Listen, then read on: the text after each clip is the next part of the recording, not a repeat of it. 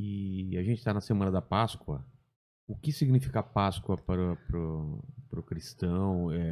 Historicamente, Jesus também ele celebra a Páscoa. Como que... A Páscoa, na verdade, historicamente, é uma festa judaica. A Páscoa ela vem da comemoração e da celebração da vitória que Israel teve quando a nação está escrava no Egito e Deus quer tirar aquele povo do Egito para constituir a nação através do qual ele se manifestaria ao mundo, de onde viria o Messias. Só que o faraó não quer libertar esse povo, ele tem que mandar 10 pragas, a última ele ia matar os primogênitos das famílias, e aí ele vem e fala através do profeta Moisés que era para imolar um cordeiro, já tipificando Jesus, já apontando para o sacrifício de Jesus na cruz. Tinham que imolar um cordeiro, assar o cordeiro inteiro, comer todas as partes do cordeiro e com o sangue do cordeiro passar nos ungir, né, os batentes das portas. E com isso, o anjo da morte ia passar pelo Egito e as casas que estivessem com essa marca do sangue iam ser livres, os primogênitos não iam morrer. Então, essa passagem do anjo da morte é o Pessá, de onde vem a palavra Páscoa. Então, para os judeus, é a celebração dessa passagem do anjo e da salvação e do livramento de Deus por eles terem essa marca do sangue nas portas.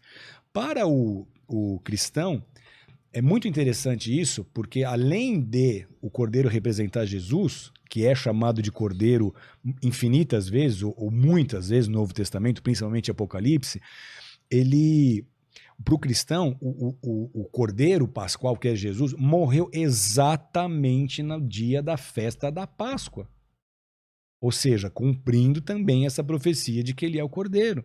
Então, qual é... Aliás, ele não morreu no dia da Páscoa, ele ressuscitou. Ele morre na sexta-feira e ele ressuscita no domingo. Então, a comemoração do cristão é a ressurreição de Jesus. Jesus morreu na sexta, mas ele está ressuscitando no domingo de Páscoa. Então, é um tema interessante porque toda a fé cristã ela está fundamentada na ressurreição de Jesus. Exatamente. Se Jesus não ressuscitou, o cristianismo é uma fraude. Se Jesus não ressuscitou, o cristianismo é um engodo. A ressurreição de Jesus, se ela não ocorreu, ela foi a maior farsa da história da humanidade. Ou ela foi o evento mais extraordinário entre os homens. Porque realmente o Filho de Deus veio, morreu, ressuscitou e está vivo. Então tudo a Bíblia é verdadeiro e tudo vai se cumprir. E todo ser humano vai ter que decidir no que ele acredita. Ou eu creio que a ressurreição foi uma farsa, como quiseram convencer a humanidade em muitas oportunidades, dizendo, não, as mulheres não foram no túmulo de Jesus, elas erraram o túmulo. Não, os discípulos deram dinheiro para os guardas romanos e levaram o corpo de Jesus para outro lugar. Não pode ser, vocês estão errados, não foi assim. Então, de muitas maneiras, tentaram desacreditar a história da ressurreição. Mas o cristianismo nasce com a história da ressurreição de Jesus. A ressurreição é o berço da igreja cristã. Se a ressurreição aconteceu, então Jesus vai voltar e tudo que está profetizado vai se cumprir. Os primeiros apóstolos, eles deram a vida por essa verdade. Pedro, Tiago, João, eles fundamentavam os seus primeiros sermões na ressurreição de Jesus. Eles foram pregar para as mesmas pessoas que tinham ressuscitado Jesus. Qual que era a pregação de Pedro? Vocês mataram o Messias, mas ele ressuscitou e nós somos testemunhas disso.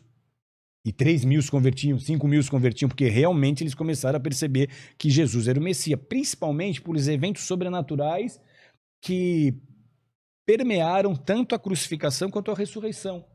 Então a crucificação teve terremoto, o véu no templo se rasga de baixo a baixo, o povo viu que aquilo era uma coisa sobrenatural acontecendo. E na ressurreição, o mesmo, a pedra que era pesadíssima foi removida sobrenaturalmente. Maria Madalena, Maria e as outras chegaram lá para ungir o corpo de um defunto, elas não estavam esperando a ressurreição. Chegaram lá e encontraram 2 anjos, falando, por que vocês estão procurando entre os mortos o que vive? Ele está vivo, ele não está aqui. Ele ressuscitou. E aí Jesus aparece para elas, aparece para Pedro, aparece para os discípulos com Tomé, para os discípulos sem Tomé, deixa Tomé tocar as laterais dele. Foi a maior evidência, a maior prova. Então há comprovações históricas da ressurreição de Jesus. E além disso, ele começa a mostrar a Bíblia. Ele começa a apontar para as profecias e dizer, tá aqui escrito que eu tinha que morrer, que eu tinha que ressuscitar. Eu mesmo avisei vocês que eu tinha que morrer e tinham que ressuscitar. Aí que os discípulos entenderam que o reino era espiritual e começaram a pregar com ousadia, foram cheios do Espírito Santo e todos, com exceção de João, foram martirizados. A maioria morreu crucificada. Pedro morreu crucificado de cabeça para baixo. Tomé morreu com atravessado por uma lança. Mateus morreu atravessado por uma espada.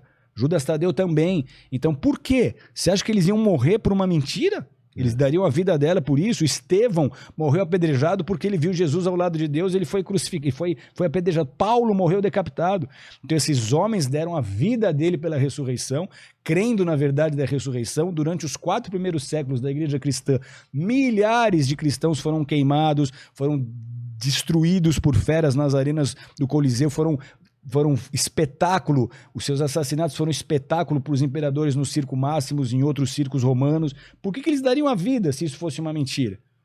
Então a ressurreição de Jesus é um fato e nela está fundamentada toda a fé cristã. Jesus ressuscitou, Jesus está vivo, se eu conversar com ele agora ele vai responder, ele está presente, ele é conosco, ele vai voltar e aquilo que está escrito vai se cumprir. Essa é a base. A Páscoa, então, é essa celebração. Jesus ressuscitou, Jesus está vivo.